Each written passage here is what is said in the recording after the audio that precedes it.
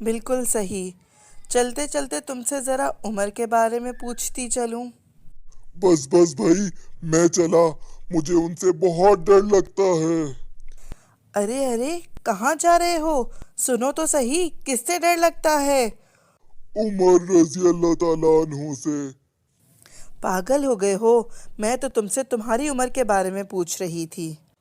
اچھا، میرے تو ہاتھوں کے طوطے اڑ گئے تھے، میں سمجھا شاید عمر رضی اللہ تعالیٰ عنہ کی بات کرنے لگے ہو۔ خدا کی قسم، مجھے تو ان کے سائے سے بھی ڈر لگتا تھا۔ یقین کرو، جس راستے سے عمر رضی اللہ تعالیٰ عنہ آتے تھے، میں وہ راستہ تبدیل کر لیتا تھا، اتنی دہشت تھی ان کی۔ ایک وہ شخص تھا جس کے تقوی اور قوت ایمانی سے ڈرتے ہوئے میں راستہ تبدیل کر لیتا تھا، اور ایک تم ہو، بے حیائی میں اتنے دور نکل گئے ہو کہ اکثر دیکھ کے میں شرم سے راستہ بدل لیتا ہوں۔ رہا تمہارا میری عمر کے متعلق سوال، تو کیا تم اپنی عمر بتانا پسند کرو گی؟ تم تو فوراً ننھی بن جاؤ گی۔ اچھا بہن، اب اگر کوئی اور سوال رہ گیا ہے تو جلدی سے پوچھ لو۔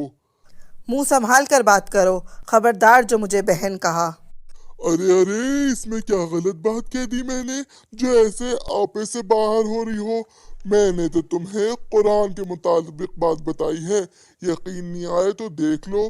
سورہ بنی اسرائیل میں آیت نمبر 27 میں شب معراج اور شب برات کے موقع پر جب تم اپنے بچوں کو سینکڑوں کے حساب سے پھلجھڑیاں، ہوائیاں، پٹاخے لا کر دیتے ہو، جن کو وہ بجا بجا کے پورے ایک محلے کی نیندیں حرام کر دیتے ہیں، شادی بیاہ کے موقع پر بینڈ باجے، آتش بازی، چراغاں، مہندی کی رسمیں اور ویڈیو بنانا، یہ سب دکھاتے ہو۔ دیکھ لو قرآن کو، قرآن خود کہتا ہے کہ میں تمہارا بھائی ہوں۔ اب میرے منہ سے نکل گیا تو کون سی آفت آ گئی؟ اچھا، یہ تو بتاؤ تم عام طور پر ملتے کہاں ہو؟ بڑا سادہ سا ایڈریس ہے میرا، مسجدوں کے باہر، مدرسوں کے باہر، درس قرآن، درس حدیث اور نیک مجالس کے باہر۔ میری موجودگی کی دلیل اپنی مساجد کی حاضری دیکھ کر لے لو۔ رہا درس قرآن تو ویسے ہی آہستہ آہستہ کم ہوتا جا رہا ہے۔ اتفاق سے جہاں ہوتا ہوں وہاں اتنے اشتہارات، بینر اور بار بار کے اعلانات کے باوجود گنتی کے چند بوڑھے افراد میری موجودگی کی دلیل ہیں۔ عجیب بات ہے، تمہیں تو کسی سینما گھر، تھیٹر میں ہونا چاہیے.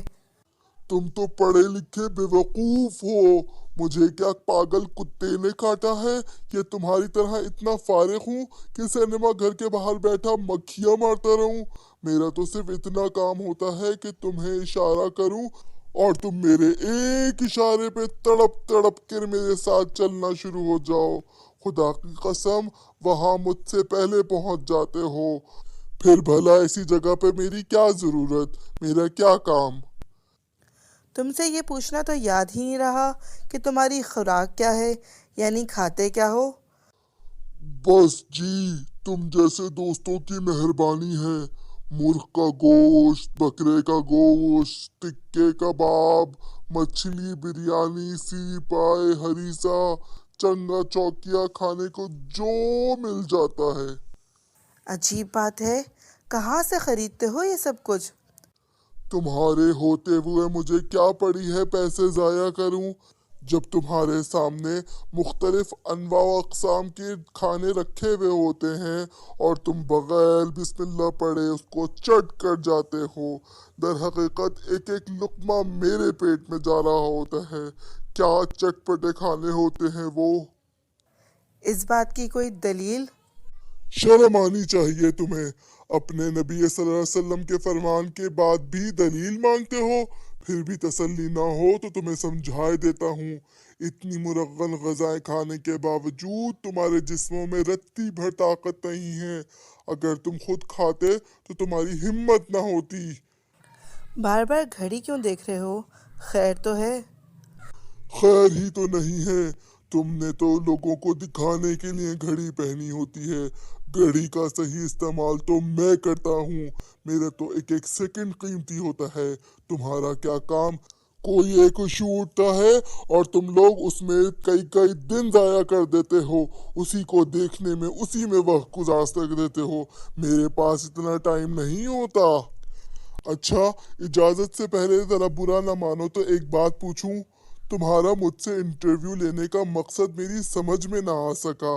अगर तुम्हारा इरादा ये है कि तुम इसको मुख्तलिफ सोशल मीडिया अकाउंट्स पर वायरल करो, तो याद रखो मैं तुम्हें छोड़ूंगा नहीं।